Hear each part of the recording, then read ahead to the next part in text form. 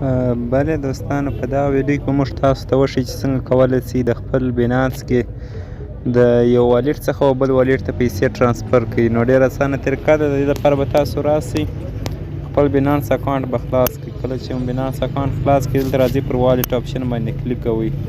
د هغه څخه وروسته دلته تاسو ګورئ ما سره په پینډینګ آپشن کې یا په پینډینګ والټ کې زما سره څه یو اس ډي ټي شته. دلته تاسو دلی شئ 50.19 یو اس ډي ټي ده. نو دا غواړم چې د پینډینګ والټ څخه یو سپورټ والټ ته ټرانسفر کړم. اونلی دلته راځو پر دا ټرانسفر آپشن باندې کلیک کوو. د هغه څخه دلته نوشته چې فرام پینډینګ ټو سپورټ والټ. نو دلته راځو بیټ کوین دلته سلیکټ شوی دی، موږ راځو یو اس ډي ټي ورته سلیکټ کوو. یو اس ډي ټي چې مو کله ورته سلیکټ کړل، تاسو څخه اماونټ غواړئ څومره غواړئ چې او اویلیبل چې دی 50.19 اویلیبل دی تر اوسه پورې. نو راځو موږ میکس دغه میکس باندې کلیک کوو، غواړو چې ټوله ولېږو. دې باندې چې کلیک وکړئ، دلته راسئ کنفرم ټرانسفر باندې به کلیک وکړو.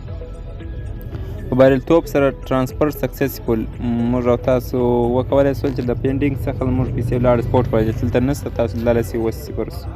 نو راسو سپورټ والټ ته چې کله راسو، دلته موږ او تاسو دلی شو چې اوس 214 ولې زموږ سره مخکې 140 هم 160 مخکې وې 50.19 دا دې اوس راځي. دا په بیټ کوین کې اوس سره پتې دی او دا یو اس ډي ټي د په نغد ډول. نو هیله ده چې ویډیو به مو خوښه شوې وي. چینل سره سبسکرایب کړئ.